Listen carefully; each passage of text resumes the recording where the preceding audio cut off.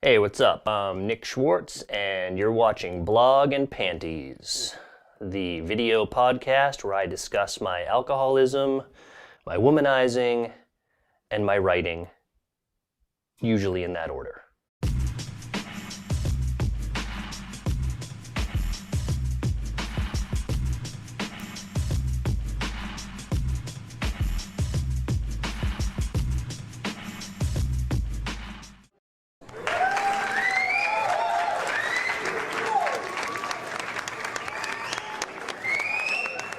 I have a friend who suffers from leprosy, and I see his face all over town. I was driving on the interstate the other day, I saw a license plate that said, "Live free or die." How'd you like to be in a New Hampshire prison making those license plates? I'm like a kitten. I like to play with people. Sometimes I hurt them without meaning to, and sometimes I shit on the carpet. Used to be in love with the sound of my own voice. I found out she was talking to other people. Tried to get balls deep in a girl last night. Couldn't pull her vagina up past my knees.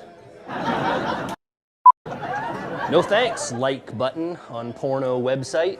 I'd prefer my friends, family, and coworkers not know what I masturbate to. I'm sorry, that was inappropriate. I meant to say not know that to which I masturbate. Just read on the internet earlier that it's National Hot Dog Day, so celebrate by putting a penis-shaped anus in your mouth. Have you ever noticed black people? Yesterday I saw a single clown climb out of a gigantic car. Now my entire worldview is skewed. Little known fact, Jesus was the carpenter who said, "Get off the cross, someone else needs the wood."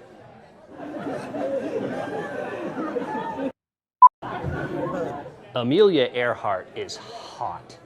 Seriously, has anyone seen her lately? I've had the same bottle of vodka in my desk at work for over a week now, so I'd say I've got this drinking thing under control. There was this guy at my show, some Brooklyn hipster with a blog, who went home afterwards and wrote an article accusing me of being racist, misogynistic.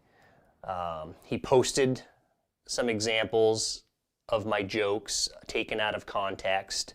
And at the end of the article, he encouraged people to follow me on Twitter and let me know that this type of humor was completely unacceptable, which they did. Hundreds of people. It got to the point where every time I went on Twitter, I was just, barraged and berated by these people, to the point where I just shut down my Twitter account. My girlfriend left me, this whole thing just snowballed. Meanwhile, I'm sitting at home watching episodes of sitcoms where the jokes are worse than anything I said on stage that night, so I just couldn't wrap my head around it. Families of people who suffer from leprosy wanted a piece of me. Families of the incarcerated wanted me thrown into prison. Other comedians said I was stealing their jokes. Feminists wanted my balls. Gay rights activists wanted a piece of my ass. Civil rights groups wanted me blacklisted. Religious organizations wanted me excommunicated.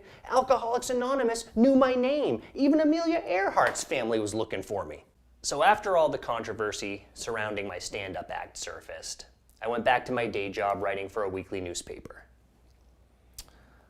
One night, I was the last person in the office. I was working on a difficult piece, and I hit a wall.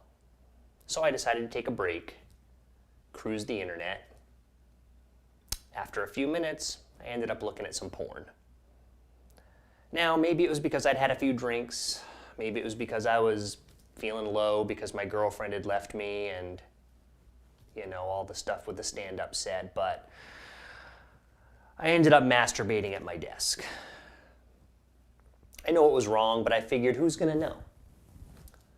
Next morning, I come into work, my boss calls me into her office.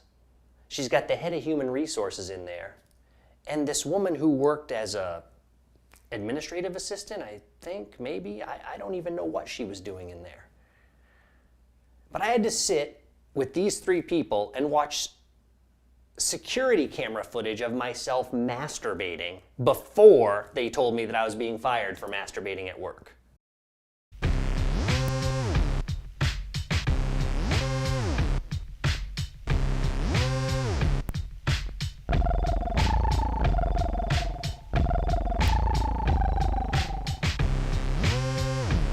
The first girl I ever kissed was Doreen Eaton.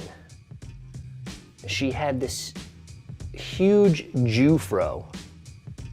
I'm sorry, no, that's racist. It was an afro. She was Jewish, but it was an afro.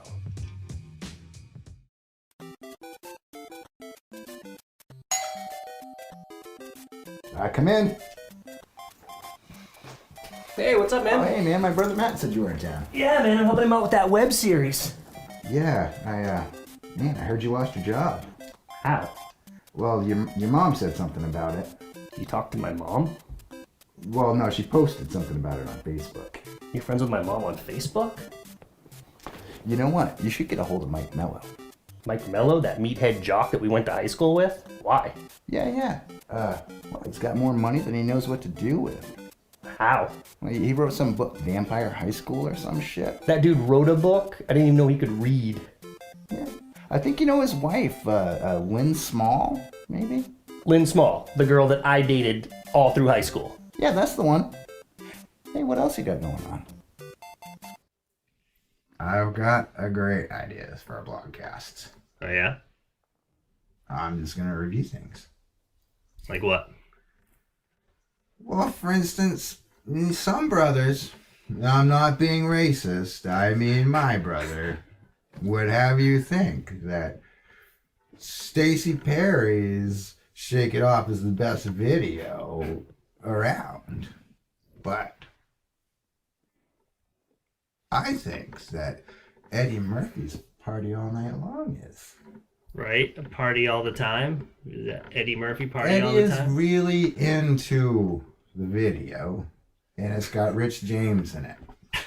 And Rich James is really into it. He's like in the control booth, right? He's in the out of control booth. He comes out of the booth. He comes out of the booth, Nick, and he drops the sickest bass lines ever.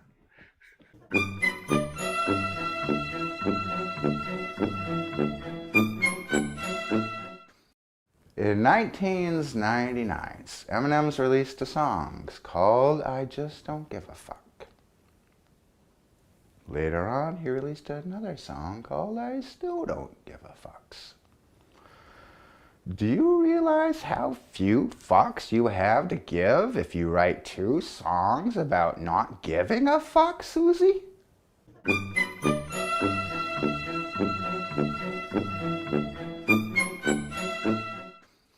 It's Nightmares on Elm Street 3.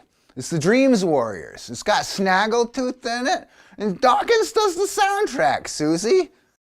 In 2002, I was single for the first time in like 4 years. So I started going out to bars, trying to meet girls. One night, I meet this girl, and she looks really familiar to me, but I can't figure out where I might know her from.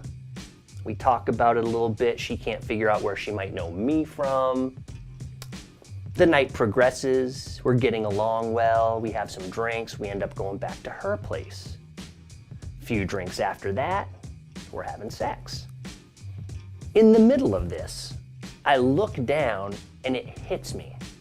I know where I know this girl from. She looks almost identical to my younger brother. I freaked out. I rolled off, I pretended I was too drunk to finish. I went to the bathroom, cleaned up, I got dressed, I got out of there. Never talked to this girl again. The funny thing is, I look back on it now, I probably should have realized much sooner. The mustache should have been a dead giveaway.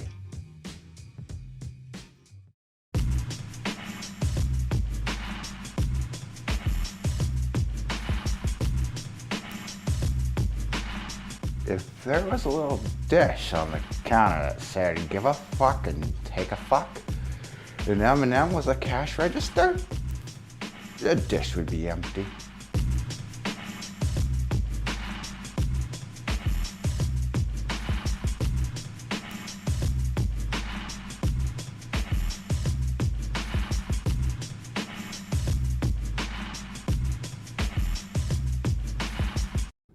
I don't even know why McDoubles has a menu anymore. They could just, everybody just orders off the double menu anyway. They could have the same things, only smaller. They could have the 1/8 of a pounder, or they could have a Little Mac. Just one all beef patty, and half the special sauce, and the cheese, and half the pickles and onions on 2/3 of a sesame seed bun.